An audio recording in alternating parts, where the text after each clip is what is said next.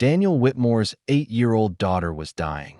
Not quickly, but slowly, fading like a photograph left in sunlight. The specialists couldn't name it, the medicines couldn't stop it, and all his billions couldn't buy her a smile. Then came Naomi Carter, hired to dust and disappear, paid to clean rooms without leaving a trace. But when the new maid started sneaking into Lily's room with origami cranes and whispered lullabies, when she knelt beside the fevered child praying to a God that Daniel had stopped believing in, something shifted in that cold mansion.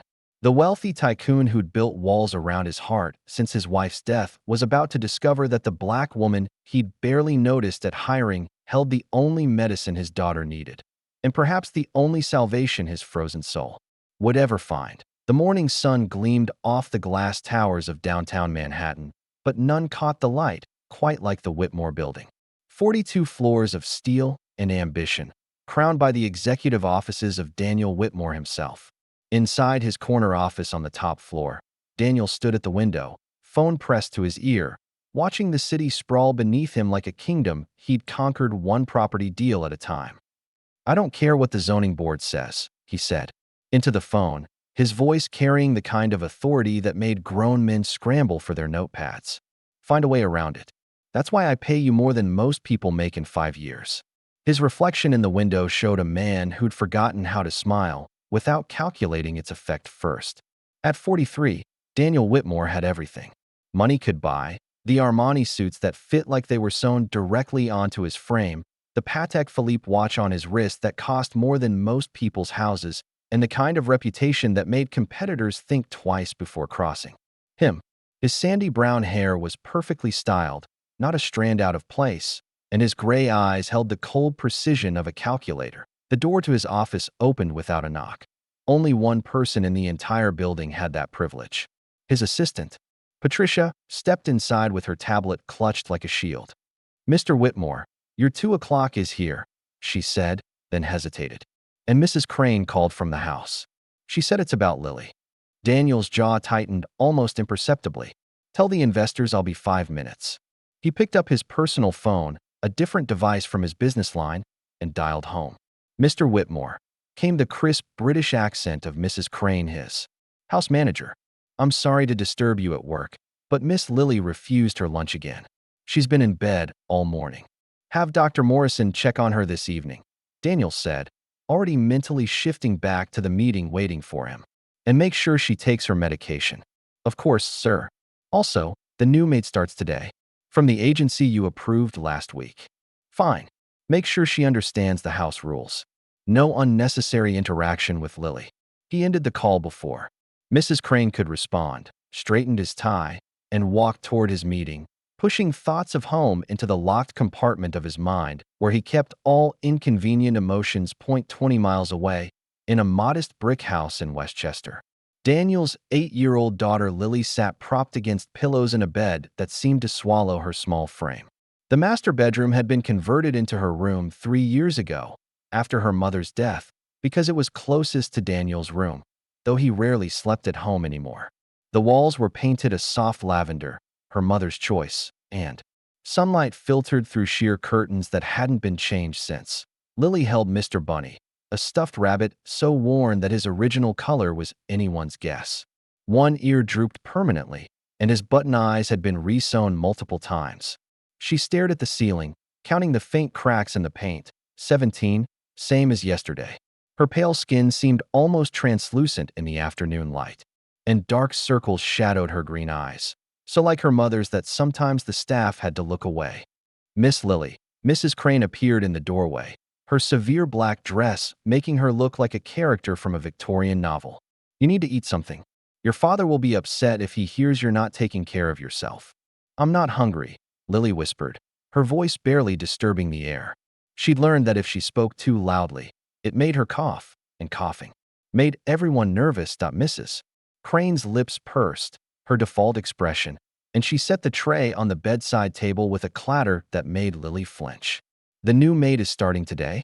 She'll be cleaning this floor, but she's been instructed not to bother you." Lily nodded and turned her face back to the ceiling. Crack number 18 had appeared near the corner. Or maybe she'd just never noticed it before. Downstairs, Naomi Carter stood in the marble foyer of the Whitmore mansion, trying not to gawk. She'd cleaned nice houses before, but this was something else entirely. The chandelier overhead probably cost more than her mother's medical bills, and those were substantial enough to keep her awake most nights. At 32, Naomi had the kind of presence that filled a room with warmth, not through noise or fuss, but through the quiet strength in her movements and the genuine kindness in her deep brown eyes. She wore her agency uniform, a simple gray dress with white collar, and had pulled her hair back into a neat bun. Her hands, strong from years of hard work, clutched a small bag containing her lunch and a few personal items. She'd learned long ago to pack light. You never knew when a job might end suddenly. "You're the new girl," Mrs. Crane announced rather than asked, sweeping into the foyer like a cold wind. "Naomi, is it?" "Yes, ma'am. Naomi Carter." Mrs. Crane looked her up and down with the kind of scrutiny usually reserved for purchasing livestock. "The agency says you have excellent references. That remains to be seen. Let me be clear about the rules in this house. You clean, you cook when needed, you maintain the household. You do not engage in personal conversations with Mr. Whitmore or his daughter. You do not offer opinions. You do not involve yourself in family matters. Is that understood?" "Yes, ma'am. Miss Lily, that's Mr. Whitmore's daughter, is ill. She requires quiet and rest. You're to clean her room once daily, when she's in the sunroom for her afternoon therapy. You don't speak to her unless she directly addresses you, and even then, keep it brief. The child doesn't need distractions." Naomi nodded, though something in her chest tightened at the thought of a sick child in this cold, beautiful prison of a house. Mrs. Crane led her through the mansion, pointing out areas with the efficiency of a drill sergeant. The kitchen, all stainless steel and marble, looked like it belonged in a restaurant. The living room, with its white furniture and abstract art, seemed designed to discourage actual living. Every surface gleamed, every corner was pristine, and the whole place smelled of expensive cleaning products and loneliness. "This is the staff quarters," Mrs. Crane said, showing Naomi a small room behind the kitchen. "You can leave your things here during your shift. You'll work Monday through Friday, 7 to 6, with a half-hour lunch break. Saturdays are half days. Questions?" "No, ma'am." "Good. Start with the first floor. Cleaning supplies are in the utility closet." As Mrs. Crane's heels clicked away on the marble, Naomi took a breath and got to work. She'd been cleaning for 2 hours when she heard it, a sound so faint she almost missed it. Coughing from upstairs. Not the harsh, barking cough of a chest cold, but the weak, persistent cough of someone whose body was fighting a longer battle. She found herself at the bottom of the grand staircase, looking up. Mrs. Crane had been clear about the rules, but the coughing continued, and no one else seemed to be responding. Naomi climbed the stairs quietly, following the sound to a door painted white with small butterflies stenciled along the frame, clearly added years ago with love. The door was slightly open. Through the gap, she could see the little girl from the family photo in the hallway, though the child in the bed looked far friendlier than the smiling girl in the picture. Lily was struggling to reach a glass of water on her bedside table, her thin arms shaking with the effort. Naomi knocked softly and entered before she could think better of it. "Let me help you, sweetheart," she said gently, lifting the glass to Lily's lips. That Lily's eyes widened, not with fear, but with surprise. When was the last time someone had called her sweetheart? She sipped the water gratefully, studying this new person. The woman's hands were gentle but strong, and she smelled like lavender soap, not the sharp antiseptic smell that usually accompanied adults in her room. "Thank you," Lily whispered when she'd had enough. "You're welcome. I'm Naomi. I'm helping take care of the house." "I'm Lily." A pause. "Are you going to get in trouble for being here?" The question, so matter-of-fact from someone so young, made Naomi's heart ache. "Don't you worry about that. You just rest, okay?" She adjusted Lily's pillows and noticed Mr. Bunny had fallen to the floor. She picked him up, dusted him off gently, and placed him back in Lily's arms. "Looks like this fellow's been on quite a few adventures. He was my mom's when she was little," Lily said, holding the bunny tighter. "Daddy doesn't like me talking about her. It makes him sad." Naomi sat on the edge of the bed. Rules be damned. Sometimes talking about people we miss can make us feel better, even if it's sad at first. "Did you ever lose someone?" Lily asked. "I did. My grandmother. She raised me when my parents were working. She used to sing to me every night before bed. My mom used to sing too, Lily said, her voice growing even softer. I don't remember the words anymore. They sat in comfortable silence for a moment before Naomi heard footsteps in the hallway. She stood quickly, smoothing her dress. I should get back to work. But if you need anything, you just call out, okay? Lily nodded, watching as Naomi slipped out of the room. For the first time in months, she felt like maybe the house wasn't quite as empty as before. The next few days fell into a pattern. Naomi would clean the upstairs hallway, always lingering near Lily's door. If she heard coughing or crying, she'd slip in with water or a cool cloth for fever. She started leaving small surprises, a flower from the garden in a tiny vase, an origami crane made from newspaper, a particularly smooth stone from the driveway that caught the light just right. Mrs. Crane noticed, of course. She noticed everything. I've seen you entering Miss Lily's room outside of cleaning hours, she said one afternoon, cornering Naomi in the kitchen. That's not what you're paid for. She needed water, Naomi said simply, meeting the older woman's stare without flinching. We have nurses for that. The nurses come twice a week for an hour. Children need more than that. Mrs. Crane's face darkened. You forget your place. Mr. Whitmore specifically instructed that I not engage in unnecessary interaction, Naomi finished. Making sure a sick child has water isn't unnecessary. It's human. The two women stared at each other, a silent battle of wills. Finally, Mrs. Crane stepped back. I'll be watching you, Miss Carter. One step out of line, and you'll be gone before you can pack your things. But Naomi had already crossed that line, and she knew she'd cross it again. Because upstairs, a little girl was learning to smile again, one origami crane at a time. The morning routine had evolved into something beautiful. Naomi would arrive early, before the rest of the house stirred, and prepare a special tea for Lily, chamomile, with a tiny drop of honey, served in a delicate china cup painted with tiny bluebirds that she'd found tucked away in the back of a cabinet. The cup had been Lily's mother's, though no one had told Naomi that. She'd simply seen the way Lily's eyes lit up the first time she'd brought it in. Good morning, sunshine, Naomi would say softly, setting the tea on the bedside table. Did you know there's a cardinal building a nest in the oak tree outside your window? Lily would prop herself up on her pillows, Mr. Bunny tucked under one arm, and reach for the warm cup with both hands. Really? Can we see it from here? If you look just past the third branch from the top, where it makes a Y shape. See, that flash of red. These morning conversations had become the highlight of Lily's days. Naomi would tell her about the delivery man who always whistled off-key, or the way the morning sun made rainbows through the crystal vase in the hallway, or how she'd seen a squirrel stealing tomatoes from the garden and looking absolutely scandalized. When the gardener shooed away, it was during one of these morning visits, 3 weeks after Naomi had started, that everything shifted. Daniel had come home unexpectedly. A meeting had been canceled, and for once, he'd decided to work from his home office rather than stay downtown. He was walking past Lily's room on his way to grab a file when he heard something that stopped him cold. Laughter. Actual, genuine laughter coming from his daughter's room. He moved closer to the partially open door and peered inside. Lily was sitting up in bed, more animated than he'd seen her in months, while Naomi sat in the chair beside her, reading from a book with exaggerated voices for each character. And then the pirate said, Naomi growled in a gravelly voice, "Where be me treasure, ye scurvy dog?" She scratched at an imaginary beard, making Lily giggle harder. Do the parrot voice again, Lily requested, her pale cheeks flushed with joy. Squawk. Pieces of 8.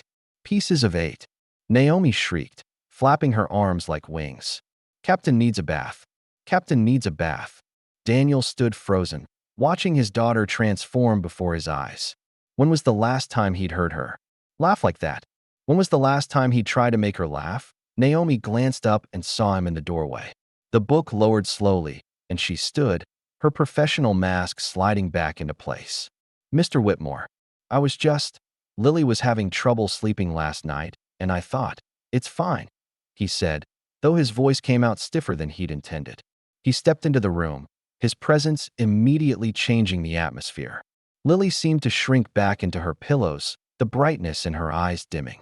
Hello, sweetheart. Hi, Daddy. Lily said quietly. Are you home early? Meeting was canceled. He stood awkwardly by the bed, hands in his pockets. With Naomi there, he was acutely aware of how unnatural this felt, being in his own daughter's room. What are you reading? Treasure Island, Lily said, holding up the book. Naomi does all the voices. That's nice. He glanced at Naomi, who was edging toward the door. Thank you for entertaining her. But please remember that Lily needs her rest. The doctors have been very clear about not overexciting her. Of course, Mr. Whitmore, Naomi said softly. I'll be more careful. She left the room, and Daniel took the chair she'd vacated. It was still warm. He picked up the book, looked at the pages, then at his daughter, who was watching him expectantly. Should I continue reading? He asked. You don't have to, Lily said quickly. I know you're busy. The resignation in her voice hit him like a physical blow. I'm not busy right now. He tried to read, but his voice was flat, monotone. After 2 pages, Lily yawned dramatically. I'm pretty tired, Daddy. Maybe we can read later. He set the book down, kissed her forehead. When had it become so formal, so distant, and left the room? In the hallway, he nearly collided with Naomi, who was carrying fresh linens. I'm sorry, she said, stepping aside. Miss Carter, he said, then paused. How often do you read to her? Most mornings, sir. Just for a few minutes. She seems to enjoy it. And she laughs. Like she was just now. Naomi studied his face, seeing something there that surprised her. Not anger, but a kind of lost confusion. Yes, sir. She has a wonderful laugh. Yes, he said quietly. She gets that from her mother. He walked away before Naomi could respond, but she saw the way his shoulders curved inward, carrying a weight that all his money couldn't lift. That evening, Daniel found himself standing outside Lily's door again. Dinner had been typically quiet. He'd asked about her day. She'd given one-word answers. They'd eaten in silence. Now, he could hear soft voices from inside her room. Naomi, Lily was saying, do you think people go somewhere nice when they die? I believe they do, Naomi answered gently. Where do you think they go? Maybe somewhere they can watch over the people they love. Like guardian angels. That's a beautiful thought. Do you think my mom watches me? Daniel held his breath, waiting for Naomi's answer. I think your mom's love for you is so strong that it stayed here even after she had to go. Every time you smile, every time you're kind, every time you're brave even. When you're scared, that's your mom's love living on in you. Naomi? Nobody else talks to me about her. Sometimes adults think not talking about sad things makes them go away. But you know what I think? I think the people we love are never really gone as long as we remember them. Daniel pressed his forehead against the wall, eyes closed. When had he become the kind of father who couldn't talk to his daughter about her own mother? The next morning, he made a point of being home when Naomi arrived. He was in the kitchen, attempting to make coffee with a machine that seemed designed by NASA when she walked in. Let me help, she offered, moving to the machine with practiced ease. It's embarrassing, he admitted. I run a multi-billion-dollar company, but I can't operate my own coffee maker. Everyone has their strengths, Naomi said diplomatically. Hiding a smile, the coffee brewed. Daniel found himself really looking at her for the first time. There was a gracefulness to her movements, but also an underlying strength. Her eyes held a depth of understanding that suggested she'd seen her share of hardship. Lily seems to trust you, he said. She's a special little girl. She's been sick for so long. I sometimes forget she's still just a child who needs normal things. She needs you, Naomi said gently. She talks about you all the time. How smart you are, how you can build anything, how you used to make the best pancakes. Used to, Daniel repeated. That's the key phrase, isn't it? It's never too late to make pancakes again, Mr. Whitmore. Their eyes met over the coffee cups, and something passed between them. Not attraction, not yet, but understanding. Mrs. Crane chose that moment to bustle in, her disapproval radiating like heat from a furnace. Mr. Whitmore, I wasn't expecting you home this morning. Miss Carter, shouldn't you be starting on the second floor? I asked her to help with the coffee, Daniel said, his tone making it clear the conversation was over, but Mrs. Crane wasn't done. Later, she cornered Naomi in the laundry room. I see what you're doing, she hissed. Playing on his grief, using that poor child to worm your way into this family. Well, I've been with Mr. Whitmore since before his wife died, and I won't let Some opportunist. With all due respect, Mrs. Crane. Naomi interrupted, her voice steel wrapped in velvet. I'm here to do a job. If making a sick little girl smile and helping her father remember how to talk to her is opportunistic, then I'm guilty. But I think we both know that's not what this is about. Then what is it about? It's about a child who's lonely and a father who's lost. It's about human kindness. Something this house could use more of. Mrs. Crane's face went red, then white. You mark my words, Mr. Whitmore will see through you. And when he does, you'll be gone so fast. Is there a problem here?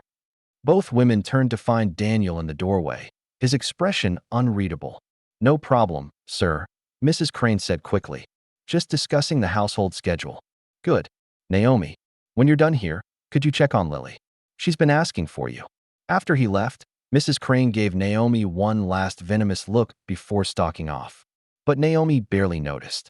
She was thinking about the way Daniel had said her name. Not Miss Carter, but Naomi. It was a small thing, but in this house of formal distances, it felt like a bridge being built. That night, a storm rolled in. Thunder shook the windows, and lightning painted twisted shadows on the walls. Naomi had officially left for the day, but she'd forgotten her umbrella and had come back to retrieve it. She was just about to leave again when she heard Lily crying. Without hesitation, she ran up the stairs, taking them two at a time. Lily was huddled in her bed, Mr. Bunny pressed against her face, her small body shaking with sobs. Oh, sweetheart, Naomi said, gathering the child into her arms. It's just a storm. You're safe. I hate storms, Lily whimpered. Mommy died during a storm. Naomi held her tighter, rocking gently. Would you like me to stay until it passes? Lily nodded against her shoulder. Naomi began to hum softly, an old hymn her grandmother used to sing. Gradually, Lily's breathing evened out, her grip on Naomi's arm loosening as sleep took her. If that's how Daniel found them an hour later. Naomi sitting on Lily's bed, the child curled against her side, both of them asleep. He stood in the doorway, transfixed by the scene. In the soft glow of the night light, with the storm gentling outside, they looked like a painting of everything his home had been missing. He cleared his throat softly, and Naomi's eyes fluttered open. She started to move, but he held up a hand. Don't wake her, he whispered. I just wanted to say thank you. She was frightened. Naomi whispered back. The storm, her mother, Daniel said quietly. There was a storm the night Sarah died. I didn't realize Lily had connected the two. They looked at each other across his sleeping daughter, and Daniel felt something shift in his chest. A door he'd locked 3 years ago, creaking open just a fraction. I should go, Naomi said softly. Or you could stay, Daniel said, surprising himself. In the guest room, I mean. The storm's getting worse, and Lily might need you again. Naomi hesitated, then nodded. As she carefully extracted herself from Lily's grip, Daniel took her place, sitting beside his daughter for the first time in longer than he could remember. Lily instinctively curled toward him, and he found his hand moving to smooth her hair. Mr. Whitmore, Naomi said from the doorway. Just talk to her, even when you think she's asleep. Tell her about your day, your dreams, your memories of her mother. She needs to know you better, and you need to remember who you are beyond the office. As Naomi's footsteps faded down the hall, Daniel looked down at his daughter's peaceful face. Your mother loved storms, he whispered. She said they were nature's way of cleaning the slate, making everything fresh and new. Maybe she was right. The morning after the storm, Naomi's phone buzzed insistently as she prepared Lily's tea. She glanced at the screen and her stomach dropped. Marcus, her younger brother, only called when things were bad. Naomi, thank God. Marcus's voice was strained when she answered. It's Mama. The doctors say her kidneys are getting worse. They want to start her on a new treatment, but insurance won't cover all of it. Naomi gripped the counter, the delicate teacup trembling in her other hand. How much? 3,000 just to start. Maybe more later. 3,000 might as well have been 3 million. Even with this job, she was barely keeping up with the existing bills. I'll figure something out, Marcus. I always do. You shouldn't have to. We're family. That's what we do. She ended the call before he could argue, before the weight of it all could crush her. She took a breath, steadied the cup, and carried it upstairs with a smile that had become second nature, the one that hid everything broken inside. Lily was already awake, sitting up and looking out the window at the rain-washed garden. Naomi, did you see? The storm knocked down a bird's nest. Do you think the babies are okay? Let's go check after breakfast, Naomi suggested, setting down the tea. We could make a little shelter for them if they need one. Really? But I'm not supposed to go outside. Mrs. Crane says the air makes my cough worse. Fresh air never hurt anyone, Naomi said firmly. We'll bundle you up warm and just stay for a few minutes. Lily's face lit up like Christmas morning. Can we really? Our secret adventure. Naomi winked. As Lily sipped her tea. She studied Naomi's face with those perceptive eyes that sick children often develop, old souls in young bodies. You look sad today. Just thinking about some grown-up things, Naomi said, smoothing the blankets. Nothing for you to worry about. My daddy looks like that sometimes. He thinks I don't notice, but I do. Lily set down her cup carefully. Naomi, what did you want to be when you were little? The question caught Naomi off guard. A teacher, actually. I wanted to help kids learn and grow. Why didn't you? Sometimes life takes you down different paths than you planned. Naomi's mind flickered to that awful day 10 years ago. Reporters on their lawn, her father in handcuffs, her college acceptance letter still sitting on the kitchen table, suddenly worthless. But you know what? I still get to help a pretty, special kid learn and grow. Me. Lily giggled. I don't learn much. I just stay in bed. You learn more than you think. Yesterday you taught me that cardinals mate for life. That's pretty impressive. They spent the morning in the garden, Lily wrapped in 2 sweaters and a coat despite the mild weather. They found the fallen nest intact, 3 blue eggs miraculously, unbroken, and carefully placed it in the crook of a lower branch. Lily's cheeks were pink with excitement and exertion, and for those precious minutes, she looked like any other child. Daniel watched from his home office window, a phone pressed to his ear, but his attention entirely on the scene below. His daughter was laughing, really laughing, as Naomi showed her how to whistle to call the birds. Whitmore, are you listening? The sharp voice of his business partner, Richard Blackwood, cut through his reverie. Every word, Daniel lied smoothly. Good, because this Singapore deal won't wait. We need you there next week. Next week's impossible. Send Harrison. Harrison doesn't have your killer instinct. These developers respect power, and you're the biggest shark in our tank. Daniel watched Lily attempt to whistle, her face scrunched. In concentration, while Naomi guided her patiently. I'll review the files and get back to you. He hung up without waiting for a response, something he'd never have done 3 months ago. When had his priorities started shifting?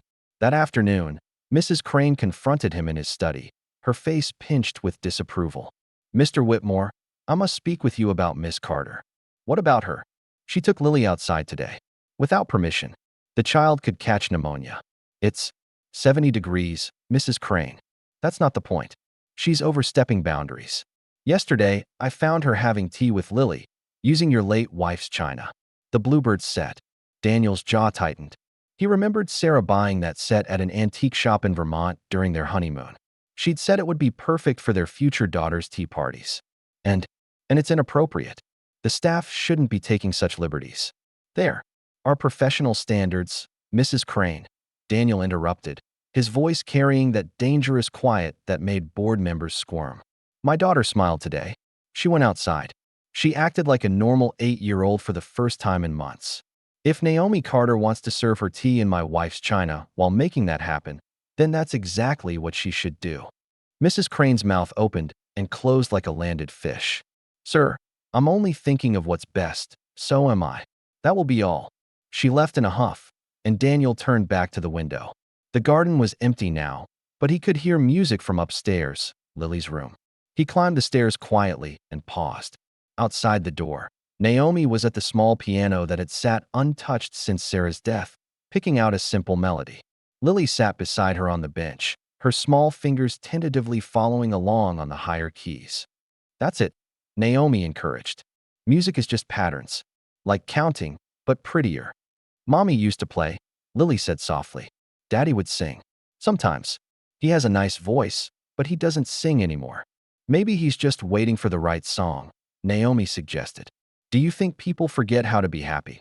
Lily asked suddenly. Like, if they're sad for too long, they can't remember how to smile for real. Daniel pressed his back against the wall, the question hitting him like a physical blow. I think, Naomi said carefully, that happiness is like riding a bike. You might be wobbly at first when you try again, but your heart never really forgets. How?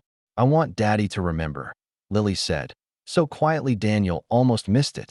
I want him to remember how to be happy. That evening, Daniel called Mrs. Crane into his study again. I'm giving Naomi a raise. Effective immediately. Sir, she's doing more than cleaning. She's helping with Lily's care. She should be compensated. Accordingly, Mrs. Crane's lips pursed so tightly they nearly disappeared. If you're certain that's wise. I am. Also, I want you to give her more flexibility with Lily's schedule. If she thinks fresh air would help, or piano lessons, or anything else within reason, she has my permission. You're giving the maid authority over Miss Lily's care. I'm giving someone who clearly cares about my daughter's well-being the ability to help her. Is that a problem? No, sir, Mrs. Crane said, though her tone suggested otherwise. Later that night, Daniel found Naomi in the kitchen, washing the bluebird teacups by hand with extraordinary care. You don't have to do that, he said. They're dishwasher safe. Naomi, startled slightly. Old habits. My grandmother always said fine things deserved gentle handling. Sarah would have liked you, Daniel said, surprising himself. She believed in gentle handling too, of things and people. Lily talks about her sometimes. She sounds like she was wonderful. She was. Daniel picked up a dish towel and started drying. Another surprise.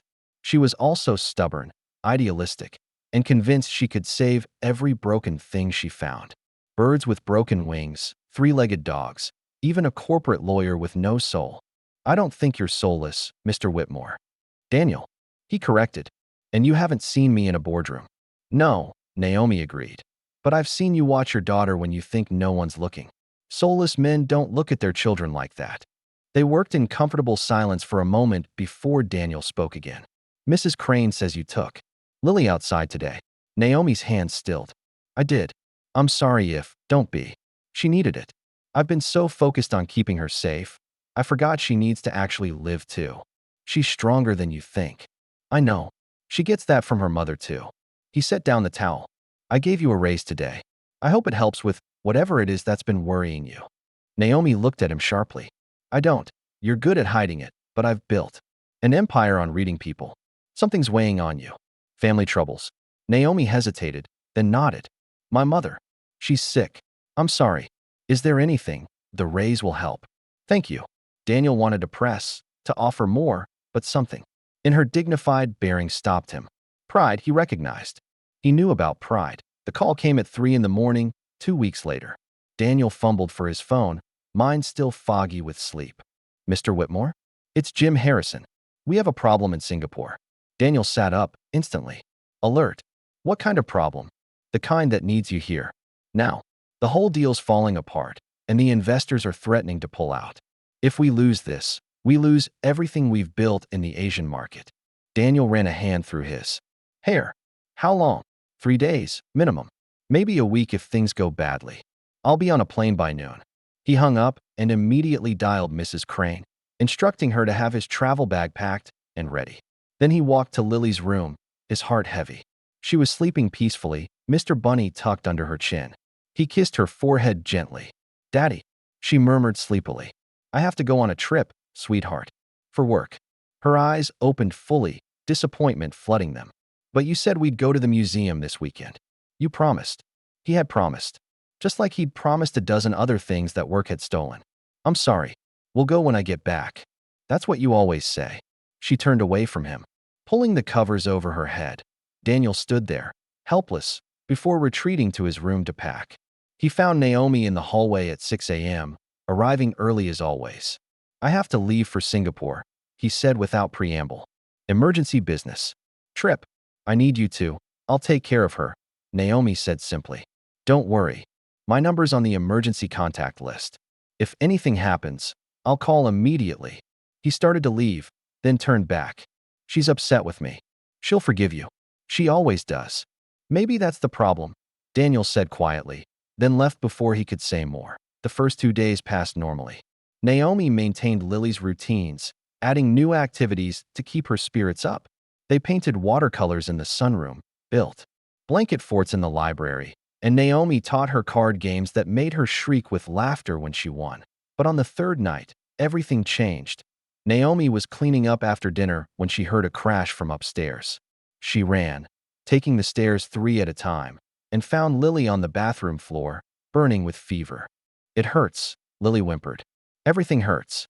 Naomi scooped her up, shocked by how light she was, how hot.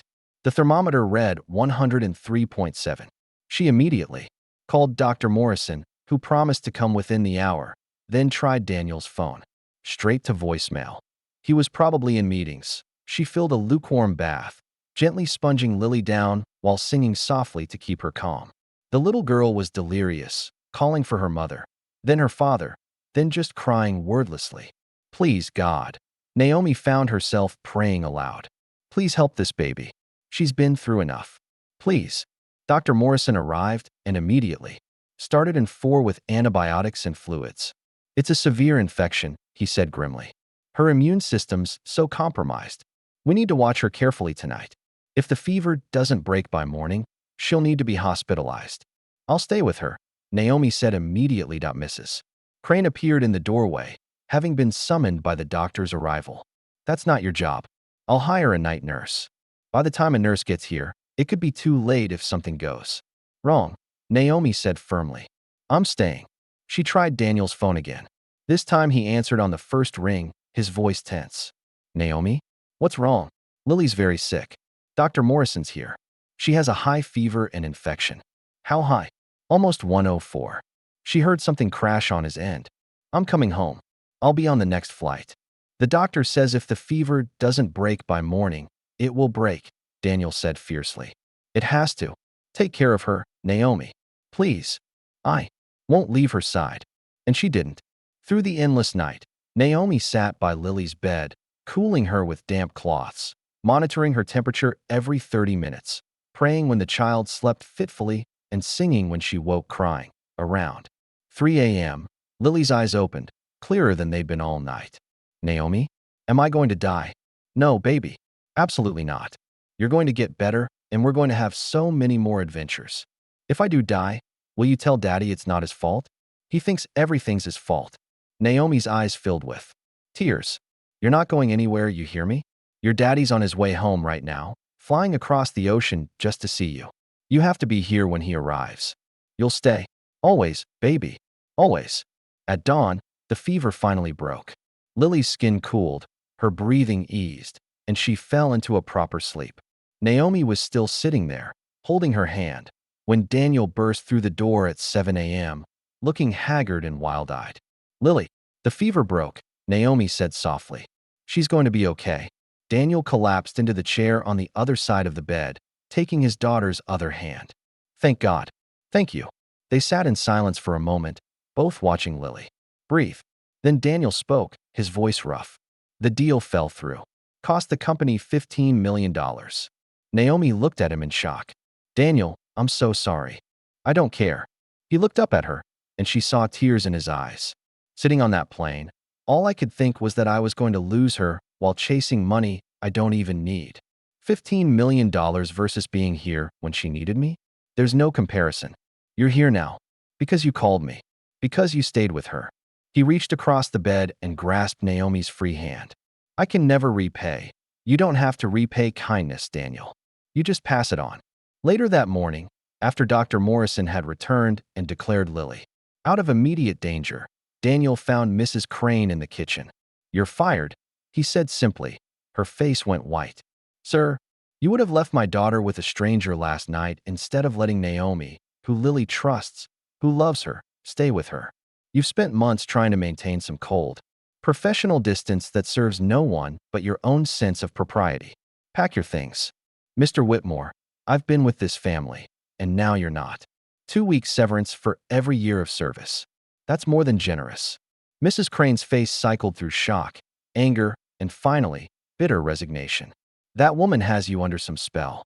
That woman saved my daughter's life last night with her care and dedication. The only spell she's cast is making this house feel like a home again."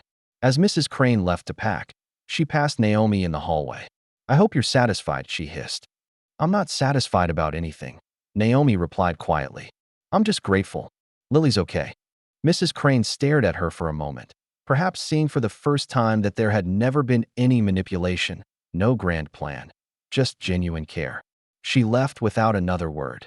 That afternoon, as Lily slept peacefully, Daniel found Naomi in the garden, sitting on a bench and crying quietly. He sat beside her, offering a handkerchief.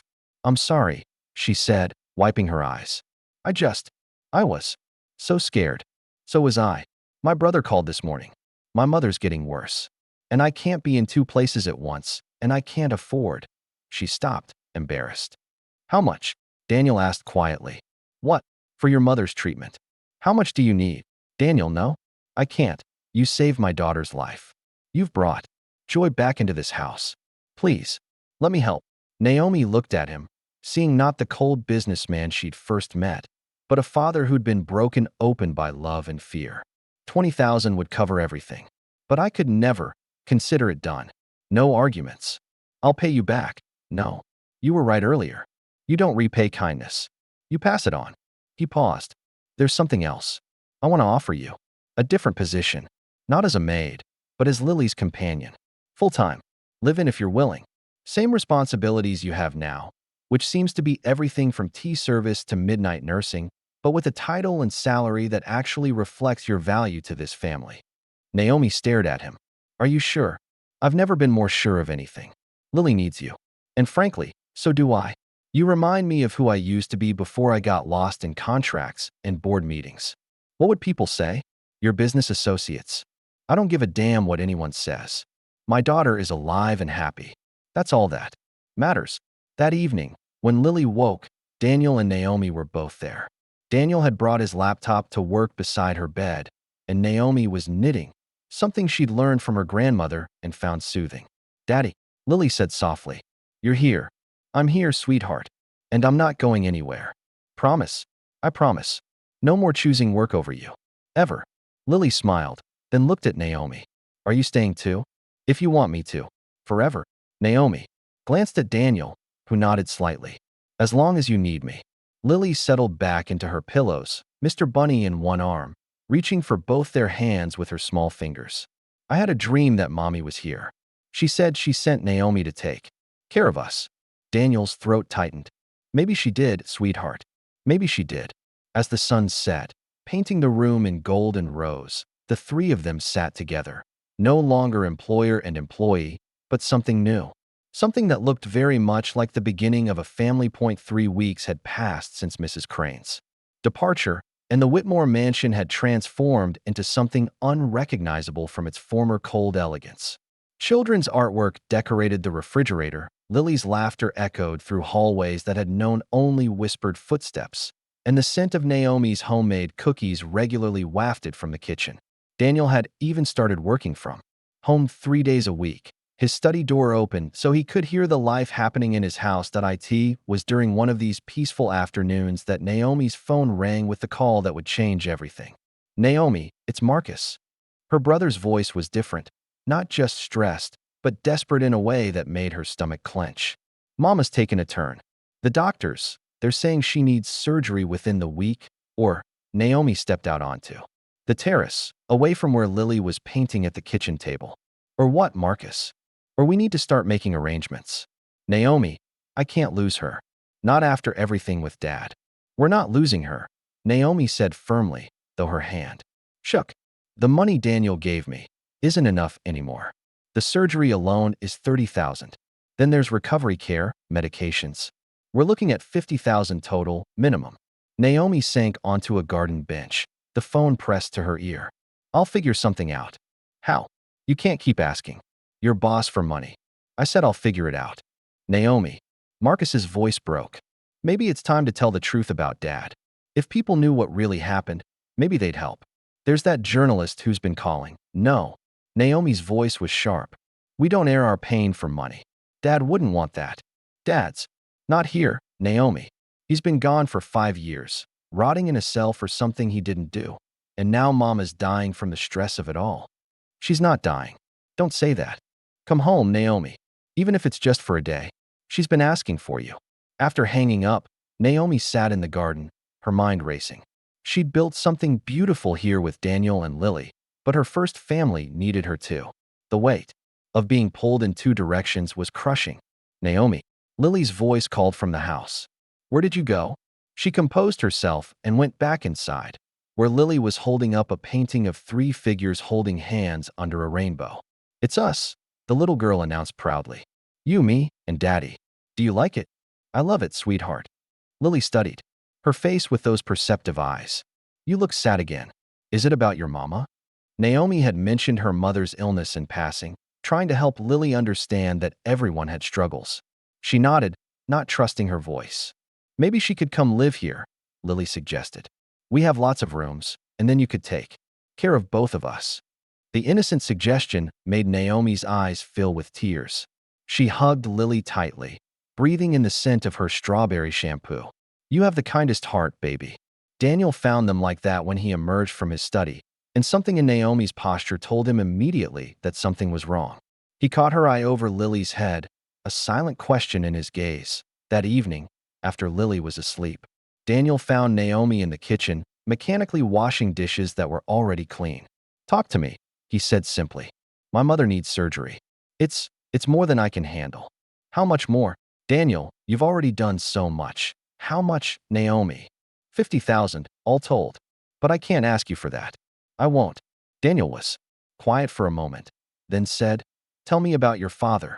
Naomi's hands stilled in the soapy water. What?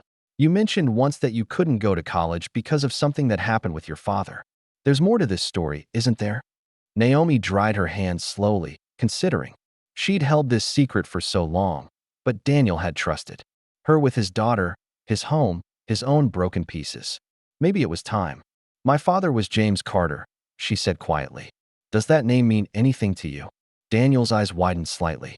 The community organizer? The one who was convicted of embezzling funds from the youth center.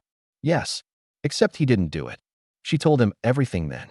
How her father had built the Riverside Community Center from nothing, creating after-school programs for thousands of kids in underserved neighborhoods. How he discovered that his business partner, William Kessler, had been skimming funds and using the center's accounts to launder money. How her father had tried to report it, only to find that Kessler had connections in all the right places. The trial was a sham, Naomi said, her voice steady but her eyes blazing with old anger. Kessler had fabricated evidence, paid off witnesses. My father's public defender was overwhelmed and underfunded. Dad was sentenced to 15 years. He died in prison 3 years ago. Heart attack, they said, but I think he died of a broken heart. He dedicated his life to helping kids, and they painted him as someone who stole from them. My God, Naomi. I had no idea. The stress destroyed my mother's health. Marcus was only 16 when it happened. He went from honor student to barely graduating.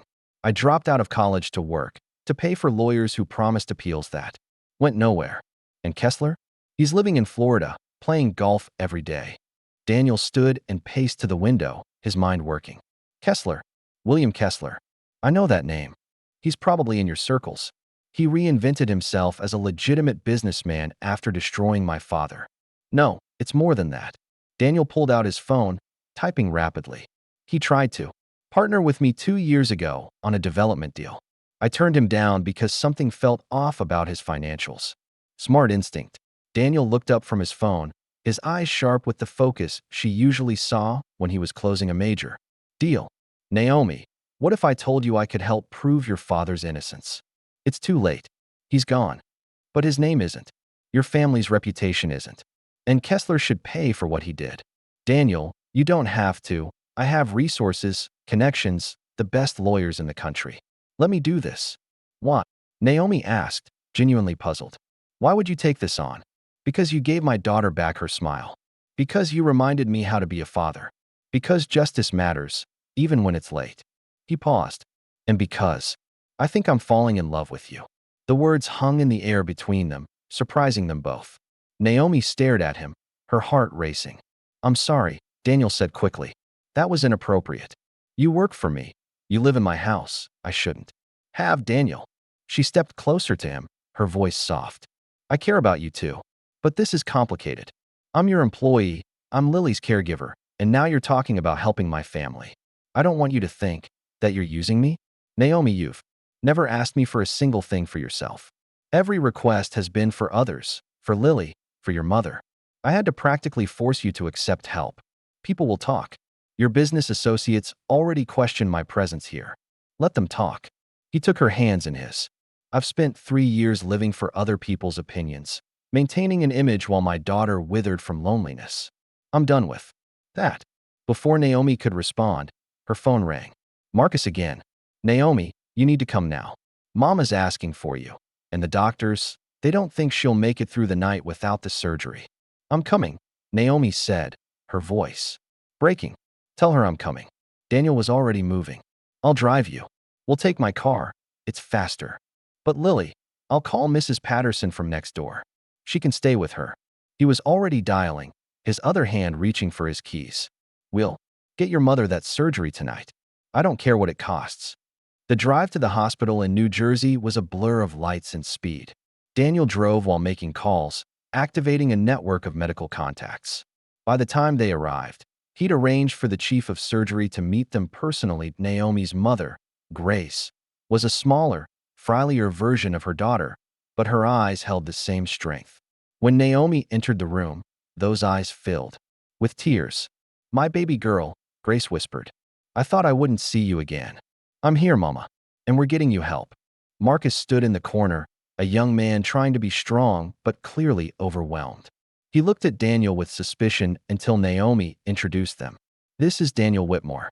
He's a friend. He's going to help."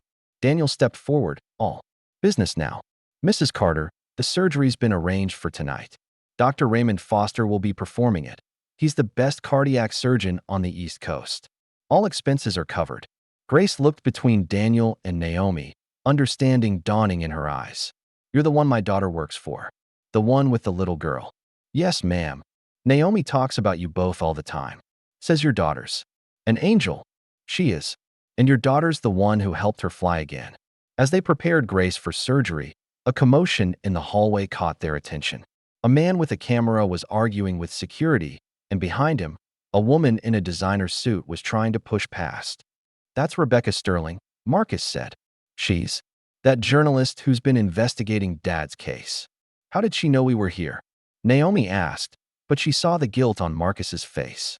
"Marcus, you didn't. I thought if she could help clear Dad's name, Mr. Whitmore." Rebecca Sterling called out, having spotted Daniel.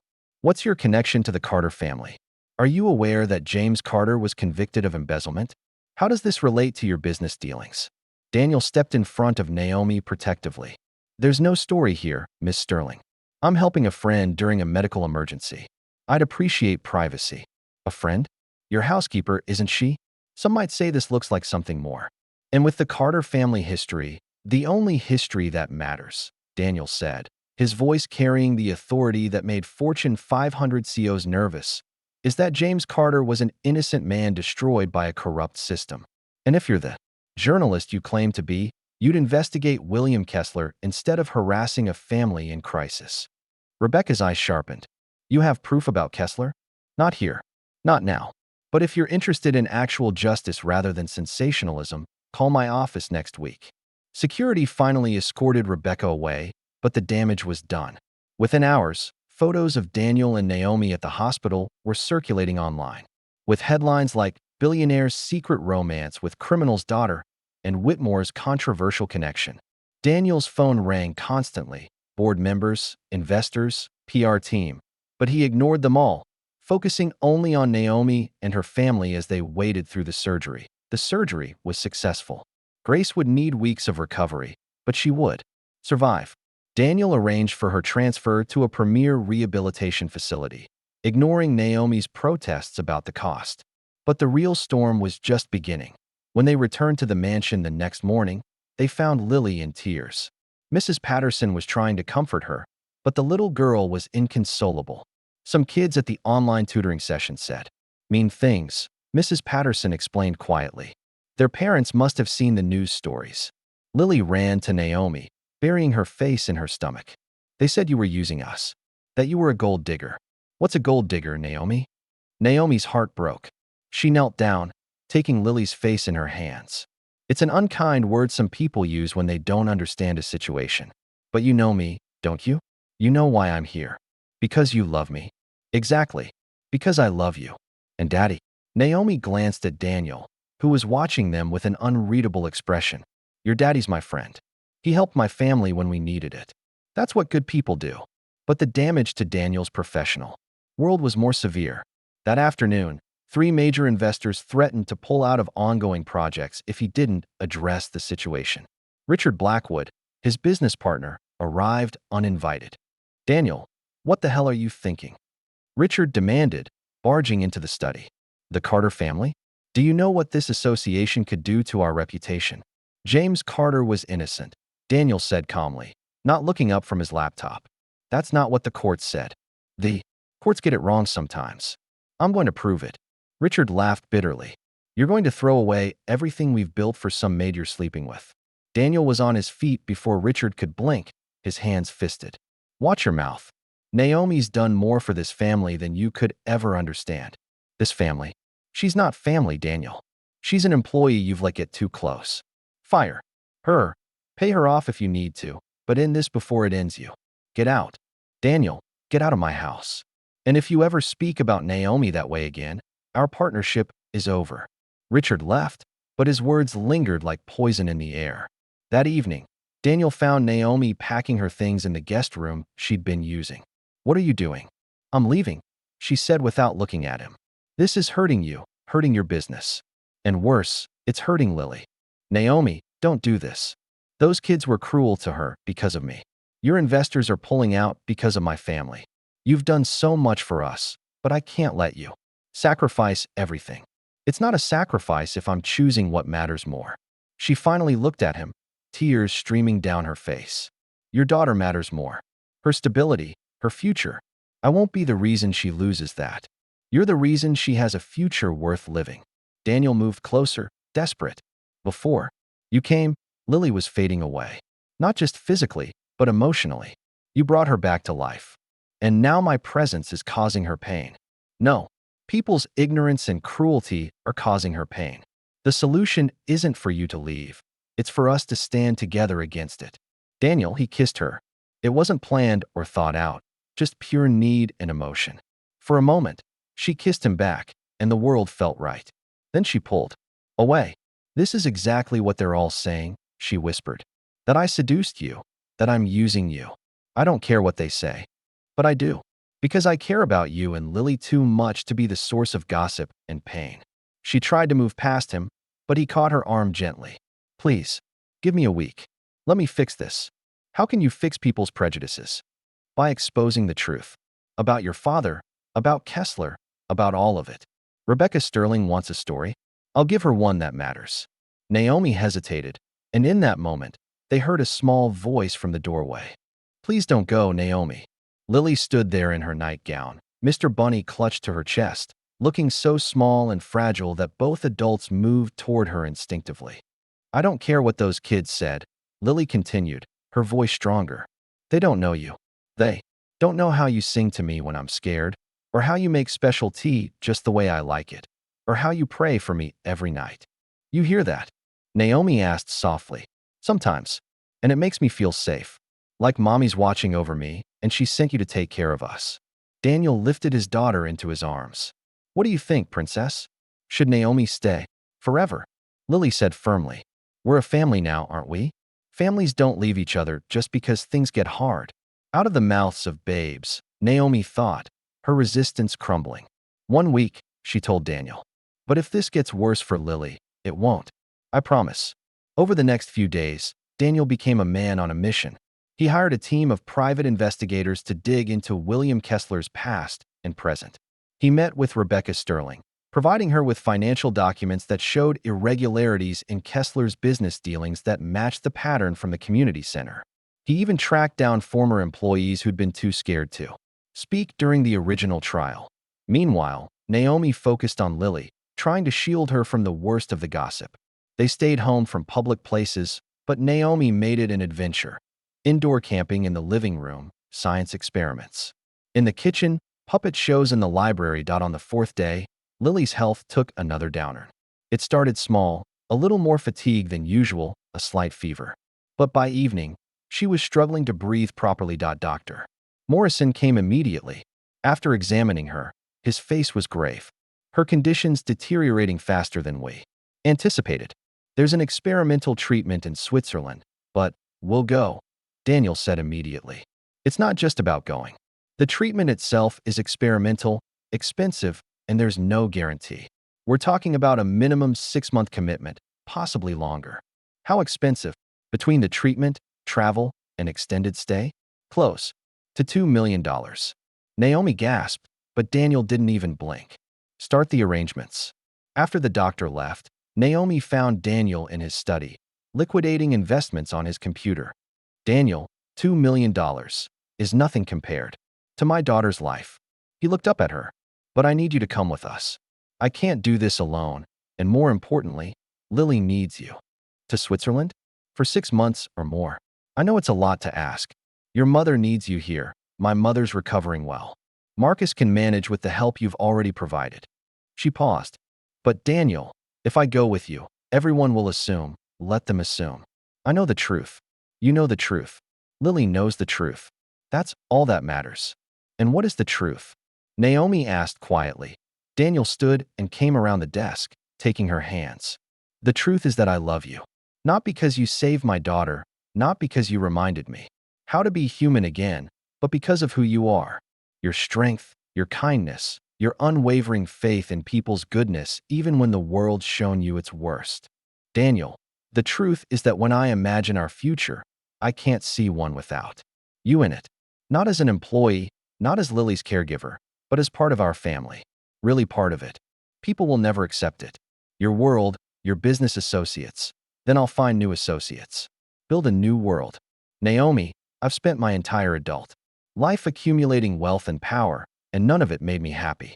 These past months with you and Lily laughing in this house. That's the richest I've ever been. Before Naomi could respond, Lily called out from upstairs, her voice weak but determined. Daddy? Naomi? Can you both come here? They found her propped up in bed, looking pale but resolute. I heard what Dr. Morrison said about Switzerland. Sweetheart, you don't need to worry, Daniel began. I'm not worried, but I have a request. Anything, princess. If we go to Switzerland, we go as a family. All 3 of us. And when I get better, because I will get better, I want you 2 to stop pretending you don't love each other. Daniel and Naomi exchanged glances, both startled by the child's perception. Sometimes, Lily continued, when you think I'm sleeping, I see how you look at each other. It's how Daddy used to look at Mommy. And I think Mommy would be happy about it. Lily, Naomi started. I asked her in my prayers. I asked if it was okay to love you like a mom. And that night, I dreamed she was smiling and nodding. Lily reached for both their hands. So can we please just be a real family? Without all the complicated grown-up stuff. Daniel looked at Naomi, a question in his eyes. She thought about all the obstacles, the gossip, the judgment, the complications. Then she looked at Lily, this brave little girl who'd lost so much but still believed in love and family and hope. Yes, Naomi said softly. We can be a real family. That night, as they made preparations for Switzerland, the news broke. Rebecca Sterling's investigative piece on William Kessler and the wrongful conviction of James Carter hit every major outlet. The evidence Daniel had helped uncover was damning. Financial records, witness testimonies, even a recorded confession from one of Kessler's former associates who'd been granted immunity. By morning, Kessler was under federal investigation, and the narrative had completely shifted. Naomi was no longer the criminal's daughter, but the woman who'd sacrificed everything to clear her father's name while caring for a sick child and her own ailing mother. Daniel's investors called to apologize. Richard Blackwood asked for a meeting to discuss reconciliation, but Daniel ignored them all. He had more important things to focus on, like the 2 people who'd become his entire world. As they boarded the private jet to Switzerland 3 days later, Lily seated between them with Mr. Bunny in her arms. Daniel realized something profound. He'd spent years building an empire, but Naomi had taught him something worth more than all of it. Sometimes the greatest wealth isn't what you accumulate, but what you're willing to sacrifice for love. Ready for our adventure? Naomi asked Lily, as the plane prepared for takeoff. Ready, Lily said, squeezing both their hands. As long as we're together. And as the plane lifted into the sky, carrying them toward an uncertain but hopeful future. Daniel understood that this messy, complicated, beautiful thing they'd built was what Sarah would have wanted for them. A family not bound by conventional rules or society's expectations, but by choice, by love, and by the unwavering belief that together they could face anything. The federal courthouse in Newark was packed with reporters, community members, and those who remembered James Carter's work with underprivileged youth. Naomi sat in the witness stand, her voice clear and strong as she recounted her father's dedication to the community center, the late nights he spent writing grant proposals, the kids whose lives he'd changed. "My father believed that every child deserved a chance," she said, looking directly at the prosecutor. "He used to say that potential was universal, but opportunity wasn't. He spent his life trying to balance that equation." From the gallery, Daniel watched with pride. They'd been in Switzerland for 2 months now, but when the federal prosecutor called to say Naomi's testimony was crucial for the case against Kessler, she hadn't hesitated to fly back. Lily was stable enough, responding well to the treatment, and Daniel had stayed with her while Naomi faced this ghost from her past.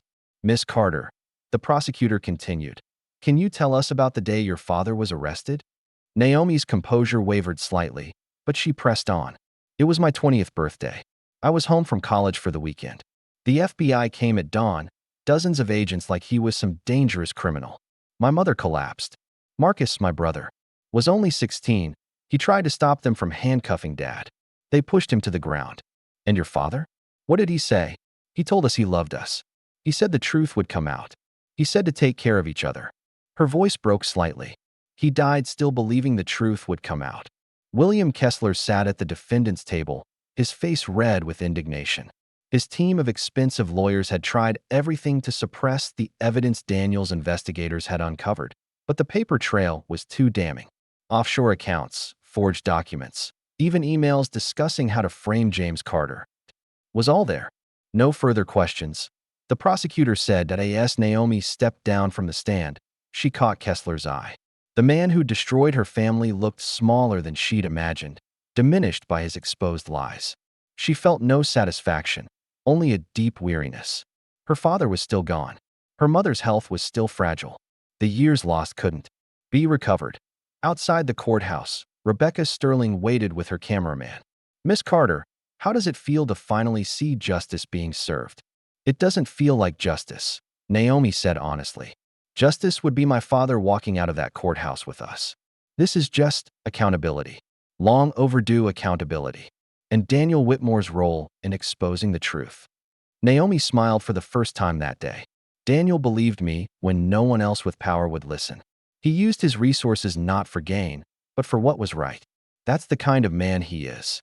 "There are rumors of a romantic relationship. I need to get back to Switzerland," Naomi said firmly. "There's a little girl waiting for me who matters more than rumors." The flight back to Zurich felt endless. Naomi stared out the window, thinking about her father, about the life her family might have had if Kessler hadn't destroyed it. Her phone buzzed with a text from Daniel. "Lily's asking for you every 5 minutes. We're both proud of you. Come. Home safe." Home. When had Switzerland become home? When had Daniel and Lily become her definition of family? She arrived at the medical facility near Lake Geneva just as the sun was setting, painting the Alps in shades of gold and rose. The treatment center looked more like a luxury resort than a hospital, with its modern architecture and stunning views. Daniel had insisted on the best, regardless of cost. She found them in Lily's room, Daniel reading aloud while Lily played with a new puzzle. The little girl's face lit up when she saw Naomi. "You're back. Did you tell them the truth about your daddy?" "I did, sweetheart." "And did the bad man get in trouble?" "He's going to, yes." Lily nodded solemnly. "Good. Daddy says people who hurt others should face consequences," Daniel supplied, standing to embrace Naomi. "How are you? Tired? Sad? Relieved? Everything at once." "That sounds about right for closing a chapter that painful." Dr. Hoffman, Lily's Swiss physician, entered with his evening rounds. "Ah, Miss Carter, welcome back. Our patient has been quite insistent that her treatment works better when you're here. Is that medically possible?" Naomi asked, smoothing Lily's hair.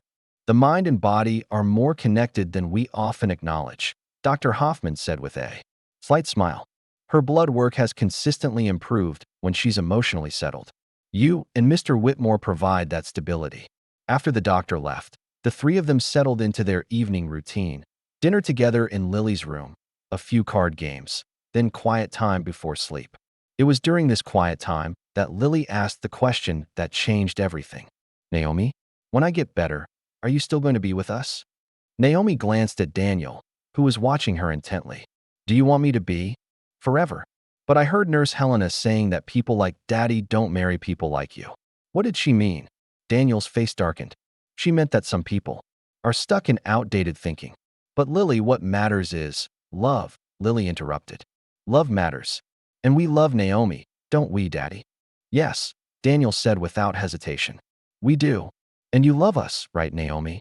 More than I knew was possible, Naomi admitted. Then why is it complicated? Lily asked with the pure logic of childhood. Later that night, after Lily was asleep, Daniel and Naomi walked along the lake path near the facility. The moon reflected on the water, and the air was crisp with the promise of snow. She makes it sound so simple, Naomi said. Maybe it is. Maybe we're the ones making it complicated. Daniel, when this is over, when we go back to New York, reality will set in. Your world, I've been thinking about that, Daniel interrupted. What if we didn't go back? Not to that world, anyway. What do you mean? I mean, I've made more money than I could spend in 10 lifetimes. What if I stepped back from the company, focused on what really matters? We could stay here or go anywhere. Give Lily a normal childhood, away from the scrutiny and expectations. You'd give up everything you've built. I'd be gaining everything. That matters. Naomi, these past months have taught me something. Success isn't about what you accumulate. It's about who you become, who you love, who loves you back. He stopped walking and turned to face her, taking both her hands. I know this is fast. I know it's unconventional. But I also know that you've become essential to both Lily and me. Not as an employee, not as a caregiver, but as the person who makes us a family. Daniel, marry me. The words hung in the alpine air between them. Naomi stared at him, her heart racing. Not now, he continued quickly. Not until you're ready.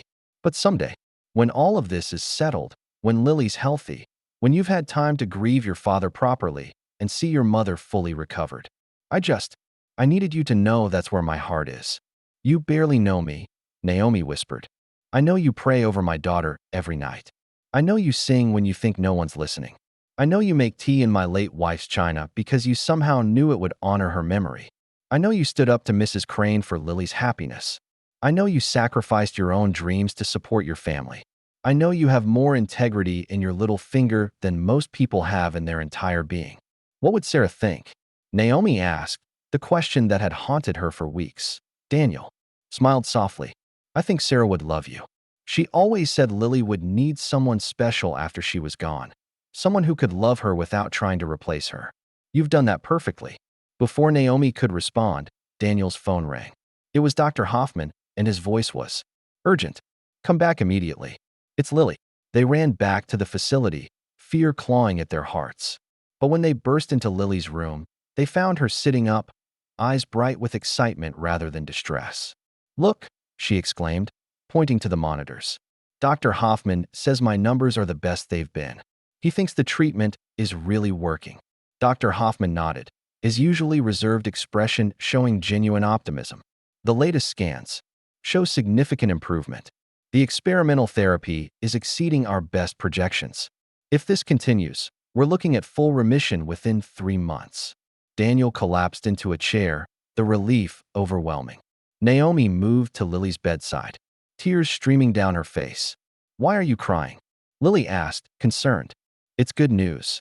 The best news, baby. These are happy tears. That night, none of them could sleep. They stayed up playing board games, telling stories, and planning all the things they'd do when Lily was well. Visit the beach, learn to ride a bike, have a real birthday party with other children, and a wedding, Lily added excitedly, then covered her mouth. Oops, Daddy, was that still a secret? Naomi laughed, really laughed, for the first time in days. Your daddy already spilled that secret. And Lily asked hopefully, and we'll see what the future brings. Over the next weeks, Lily's recovery accelerated. Each day brought new strength, new possibilities. The experimental treatment, combined with the emotional healing of having a stable, loving environment, worked what Dr. Hoffman called a medical miracle. During this time, news came from America. William Kessler had been convicted on multiple counts of fraud, embezzlement, and obstruction of justice. He was sentenced to 25 years in federal prison, 10 years more than James Carter had received for crimes he didn't commit. The judge also ordered Kessler to pay massive restitution to the community center and the Carter family. Marcus called Naomi with the news, crying on the phone. They're going to clear Dad's record. Posthumously, but officially. He'll be listed as wrongfully convicted. His name will be restored. He always said the truth would come out, Naomi whispered. The community center wants to rename itself after him. The James Carter Center for Youth Excellence. After the call, Naomi found Daniel in the facility's business center, working on his laptop. Thank you, she said simply. For what? For believing me. For fighting for my father's truth when you had no obligation to. I had every obligation. Your family. The word hung between them, powerful and true. 2 months later, Dr. Hoffman made the announcement they'd all been praying for. Lily is in complete remission. The cancer cells are gone. She'll need regular monitoring, but she can return to normal activities. Lily's celebration was to actually run, around the facility's garden, something she hadn't been able to do in over a year. Daniel and Naomi watched from a bench, both crying openly as the little girl raced through the Swiss sunshine, her laughter echoing off the mountains. We can go home now, Daniel said. Where's home? Naomi asked. Wherever we're together. But I have an idea. His idea, it turned out, was to return to New York, but not to the cold mansion. Instead, he'd purchased a brownstone in Brooklyn, near Prospect Park, close enough to Manhattan for necessary business, but far enough from the suffocating social circle he'd inhabited. It needs work, he admitted as they stood outside the building. A week after returning to America. But I thought we could make it ours. Together. Daniel Whitmore wants to live in Brooklyn. Naomi teased. Daniel Whitmore wants to live where his family can be happy, where Lily can go to a normal school, have friends over, ride her bike in the park. And what about your company? I'm restructuring. Promoting Harrison to CEO. I'll maintain ownership, but step back from daily operations. I want to focus on what Sarah always encouraged me to do, philanthropic work. Starting with rebuilding the community center your father created.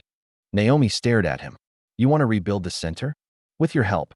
I want to create the James Carter Foundation, providing legal aid for the wrongfully accused, support for their families, and youth programs like your father envisioned. I want you to run it. Daniel, I don't have the experience. You have the heart. The rest can be learned. Lily, who'd been exploring the brownstone's front steps, called out. There's room for a garden. Naomi, we could plant roses like the ones at the hospital. Would you like that? Naomi asked. Only if you're here to help me grow them. That evening, as they sat in their hotel suite planning the renovation, Daniel pulled out a small velvet box. I know I said I'd wait until you were ready, but yes, Naomi said before he could finish. You don't even know what I was going to say. Whatever it is, if it's about our future together, the answer is yes. He opened the box, revealing a simple, elegant ring with a sapphire surrounded by small diamonds. It was Sarah's grandmother's. She left it for Lily, but in her letter, she said Lily should give it to the woman who helped her father learn to love again. How could Sarah have known? She didn't know it would be you specifically, but she knew I'd need help. She knew Lily would need a mother figure. And somehow, the universe sent us you. Actually, Lily piped up from where she was coloring at the coffee table. I think Mommy sent her. 6 months later, the James Carter Center for Youth Excellence held its grand reopening. The building was packed with community members, local officials, and hundreds of kids who would benefit from its programs. Marcus gave a speech about their father's legacy. Grace, fully recovered and radiant with pride, cut the ribbon, but the real ceremony came the next day, in the garden of their newly renovated Brooklyn brownstone. It was a small wedding, just family and close friends. Lily served as both flower girl and Naomi's maid of honor, practically glowing with joy in her pink dress, her health fully restored. Daniel had asked Marcus to walk Naomi down the aisle, and as the young man placed his sister's hand in Daniel's, he whispered, Dad would have loved this. The ceremony was simple, the vows heartfelt. Daniel promised to love, honor, and trust Naomi with not just his heart, but his daughters. Naomi promised to continue building the family they'd already started, to honor Sarah's memory while creating new traditions. But it was Lily who stole the show when she insisted on adding her own vows. I promised to love Naomi as my bonus mom, to help with the dishes sometimes, and to always remember that families aren't just about blood, they're about choice. We choose each other every day. As they exchanged rings, a cardinal landed on the garden fence, singing brightly. Lily gasped with delight. It's a sign. Naomi taught me that cardinals are visitors from heaven. Later, as the small reception continued in their backyard, Rebecca Sterling approached. She'd become a friend after her exposé on Kessler had won a Pulitzer Prize. "So, Mr. Whitmore," she said with a smile, "you've gone from corporate shark to philanthropist, from Manhattan penthouse to Brooklyn brownstone, from widower to newlywed. That's quite a transformation." Daniel looked across the garden to where Naomi was dancing with Lily, both of them laughing as they tried to teach Marcus some complicated step. "Not a transformation," he corrected. "A homecoming. I just took the long way around to get here." As the sun set over Brooklyn, painting the sky in brilliant oranges and purples, the three of them, Daniel, Naomi, and Lily, stood together on their front steps. Lily was between them, holding both their hands, Mr. Bunny tucked under her arm. "Are you happy, sweetheart?" Daniel asked his daughter. "The happiest," Lily declared. "We're a real family now. Not a perfect family, but a real one." "What's the difference?" Naomi asked. "Perfect families exist only in stories," Lily said with wisdom beyond her years. "Real families are messy and complicated and sometimes sad, but they choose to love each other anyway. Every single day." As they went inside their home, their real home, filled with laughter and love and the promise of tomorrow, Daniel realized his daughter was right. They weren't perfect. They were scarred by loss, challenged by illness, tested by society's judgments. But they'd chosen each other, chosen love over fear, chosen hope over despair. The mansion in Westchester was sold, the proceeds going to the foundation. The Whitmore building still bore his name, but Daniel rarely visited. His office was now in the community center, where he worked alongside Naomi to provide opportunities for children who, like her father had believed, had potential but lacked opportunity. Some of Daniel's former associates whispered about how he'd lost his edge, how he'd thrown away his position for a woman beneath his station. But Daniel knew the truth. He hadn't lost anything. He'd gained everything that mattered. 1 year later, at Lily's 10th birthday party in Prospect Park, surrounded by school friends and community center kids, Daniel watched his daughter blow out her candles. She was healthy, happy, and whole. Naomi stood beside him, her hand resting on her slightly rounded belly where their second child grew. "What did you wish for?" Naomi asked Lily after the candles were out. "I can't tell you, or it won't come true," Lily said. Then she whispered, "But actually, it already did. I wished for this. All of us, together, happy." As the party continued, around them, Daniel thought about the journey that had brought them here. A wealthy tycoon, isolated in his grief. A black maid, struggling to support her family while carrying the weight of injustice. A sick little girl, lonely and fading. Three broken people who'd found in each other the missing pieces needed to become whole, that IT had started with a simple prayer by a child's bedside, witnessed in secret. It had grown through quiet acts of love, tested by illness and prejudice and loss. And it had culminated not in a dramatic revelation, but in a quiet truth.